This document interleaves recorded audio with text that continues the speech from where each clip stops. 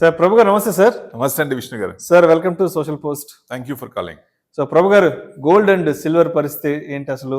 ఎందుకంటే మార్కెట్లో మళ్ళీ ర్యాలీ మొదలైంది కాబట్టి అవునండి, కొంచెం మళ్ళీ గోల్డ్ వైపు కూడా చూడాల్సిన సిచ్యువేషన్ ఉంది కాబట్టి గోల్డ్ ఆల్రెడీ 1,00,000 దాటిపోయింది, సిల్వర్ కూడా 1,00,000 దాటిపోయింది కాబట్టి మార్కెట్స్ మళ్ళీ కొంత బౌన్స్ బ్యాక్ అయ్యి మళ్ళీ ఆల్ టైమ్ హైకి వెళ్ళే అవకాశాలు సూచనలు కనిపిస్తున్నాయి కాబట్టి మరి గోల్డ్ ఏదన్నా తగ్గడానికి ఛాన్స్ కనిపిస్తుందా? ఎందుకంటే మార్కెట్ హైలో ఉంటే గోల్డ్ కొంచెం తడబడి కొంచెం కిందకు వస్తుంది కాబట్టి మరి గోల్డ్ మార్కెట్ తడబడ్డానికి అవకాశాలు ఏమైనా ఉన్నాయా?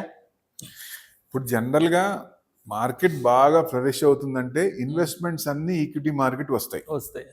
ఎప్పుడైతే మార్కెట్ బాగా పెరిగిందో, ఓవర్ వాల్యూడ్ అయిందో, అప్పుడు ఏమవుతుంది, ప్రాఫిట్ బుకింగ్ వచ్చే అవకాశాలు ఎక్కువ ఉంటాయి. సో ఎప్పుడు నేను కొంటా ఉంటే ఎక్కడో చోట కొంటాను, ప్రాఫిట్ బుకింగ్ అనేది ఉండాలి కదా. కంటిన్యూస్గా కొత్త నీరు అనేది రావాలంటే ప్రాఫిట్ బుకింగ్ రావాలి, మళ్ళీ కిందకు వస్తేనే కొంటారు. అప్పుడు ఏం చేస్తారు, అప్పుడు పడుతున్నప్పుడు హెచ్ఐఐ క్లయింట్స్ కానీ మేజర్ వాళ్ళందరూ ఎసెట్ క్లాస్లో ఆల్టర్నేట్ ఏముంది అని చూస్తారు.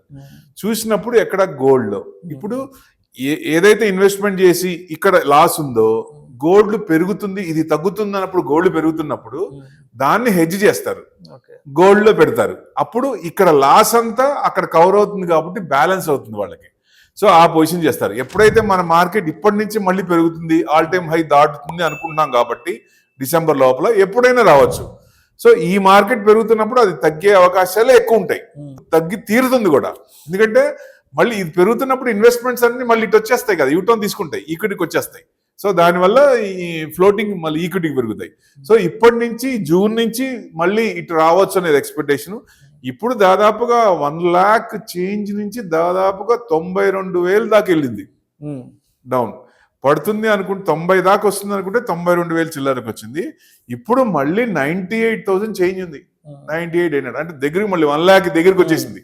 ఎందుకంటే టరీఫ్ ట్రంప్ ఎప్పుడు చేస్తున్నాడు, ఏం చేస్తాడు తెలియట్లేదు కదా. నిన్న మళ్ళీ అల్యూమినియం మెటల్ మీద 25% ఉన్నది 50% వేసాడు ఆయన. సో కొత్త తెస్తున్నాడు, కొత్త ట్రమర్స్ సృష్టిస్తున్నాడు మార్కెట్లో.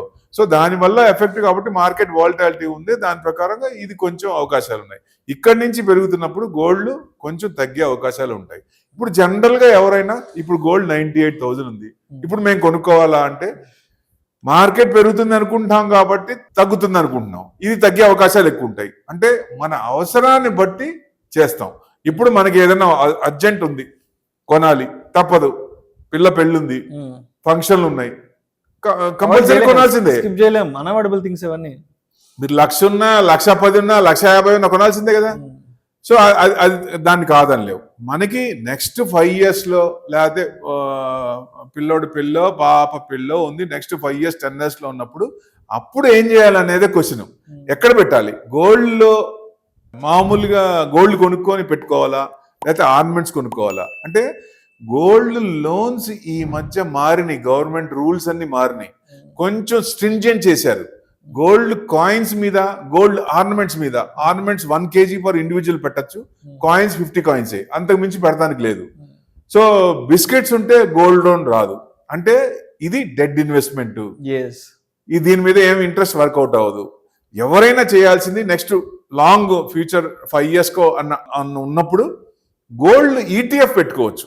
ఎందుకంటే ఈటీఎఫ్ లో అదర్ ఇన్వెస్ట్మెంట్, గవర్నమెంట్ సెక్యూరిటీస్ కూడా ఇన్వెస్ట్మెంట్ కొన్ని చేస్తారు కాబట్టి మినిమం ఇంట్రెస్ట్ వర్కౌట్ అయ్యే ఛాన్స్ ఉంటుంది. అంటే గోల్డ్ ఫిజికల్ గా అయితే డెడ్ ఇన్వెస్ట్మెంట్ కాబట్టి ఈటీఎఫ్ లో పెడితే దాని మీద ఇంట్రెస్ట్ వర్కౌట్ అయ్యే ఛాన్స్ ఉంటుంది. సో డెఫినెట్ గా మనం ఇన్ఫ్లేషన్ బీట్ అవుతాం కాబట్టి అది కొంచెం ఛాన్స్. ఎందుకంటే అవి కూడా 11 to 12, 15% దాకా వస్తున్నాయి, మంచి రిటర్న్స్ వస్తున్నాయి లాంగ్ టర్మ్ లో, 15% అబోవ్. సో గోల్డ్ ఈటీఎఫ్స్ కూడా మినిమం 2,000తో 25 years పెట్టుకుంటే లక్షాధికారి అయిపోవచ్చు, మినిమం అమౌంట్ తో స్టార్ట్ చేసి స్మాల్ అక్రూడ్ చేస్తుంటే. సో ఇట్లాంటివన్నీ మన ఎస్ఐపి ద్వారా గోల్డ్ ఈటీఎఫ్ లో పెట్టుకుని టాప్అప్ చేసుకుంటూ మనకి గోల్డ్ నెక్స్ట్ 5 years లో 10 లక్షలు, ₹1,00,000 కావాలనుకుంటే ఎంత ఇన్వెస్ట్మెంట్ చేసుకోవాలి మంత్లీ అనేది చూసుకొని ఆ బేరీ చేసుకుని అంత ఇన్వెస్ట్ మనం స్టార్ట్ చేసి పెట్టుకుంటే బెస్ట్. ఇక గోల్డ్ ఏమైనా తగ్గుతుందా అంటే మార్కెట్ తగ్గినప్పుడు విపరీతంగా ఏం తగ్గే ఛాన్స్ లేదు. ఎందుకని? ఆర్బీఐ బ్యాంక్స్, మనకి ఆర్బీఐ ఎట్లా ఉందో సెంట్రల్ బ్యాంక్స్ అన్ని కంట్రీస్ లో ఉంటాయిగా, వాళ్ళందరూ ఎక్రూడ్ చేస్తున్నారు గోల్డ్ విపరీతంగా, more than 1,000 tons per year. So దానివల్ల డిమాండ్ తగ్గే అవకాశాలు తక్కువే ఉన్నాయి. సో డెఫినెట్గా మీకు ఏదన్నా వస్తే ఒక 5 to 10% తగ్గే ఛాన్స్ ఉంటుంది. సో మ్యాక్సిమం వస్తే 85 to 90 ఆ రేంజ్ రావచ్చు, లేదా 90 రేంజ్లో. ఇదే మళ్ళీ లాంగ్ టర్మ్ వ్యూ మళ్ళీ బాగానే ఉంది. ఇన్వెస్ట్మెంట్ యాంగిల్లో చూస్తే లాంగ్ టర్మ్ ఎక్కువ రిటర్న్స్ రాకపోయినా మళ్ళీ 1,00,000 పైన దాటే అవకాశాలు ఉంటాయి. ఏది ఎప్పుడు ట్రంప్ లాంటి వాళ్ళు ఎవరన్నా వచ్చి ఏదైనా అన్సర్టనిటీ మార్కెట్ ఉన్నప్పుడు ఈ పెరిగే ఛాన్స్ ఉంటాయి. అలాంటివన్నీ తప్పవు కదా, ఎప్పుడైనా వస్తాయి, రాకుండా ఉండవు. రావు అని చెప్పలేము, వస్తాయి అని చెప్పలేము. సో వచ్చినప్పుడు ఇది పెరిగే అవకాశాలే ఉంటాయి. సో అట్లా ఈటీఎఫ్ పెట్టుకొని మన అవసరాలు తీసుకుంటే బెస్ట్ అని ఉద్దేశం. So and what about the silver? ఇప్పుడు గోల్డ్, సిల్వర్, ఒకప్పుడు సిల్వర్ వాడేవాళ్ళ ఎవ్వరు అసలు దానికెళ్ళి చూసేవాళ్ళు. House hold purpose gifting purpose వాడేవాళ్ళు. ఇప్పుడు ఇండస్ట్రియల్ యూసేజ్ పెరిగింది, కమర్షియల్ యూసేజ్ బాగా పెరిగింది. ఎగ్జాంపుల్ గా ఇప్పుడు పెద్ద పెద్ద ఓడల షిప్లు ఉంటాయి కదా, ఆ కింద వాటర్ లో కంటిన్యూస్ గా ఒడ్డుకు వచ్చినప్పుడు కూడా మొత్తానికి బయటికి రావు, వాటర్ లోనే ఉండాలి.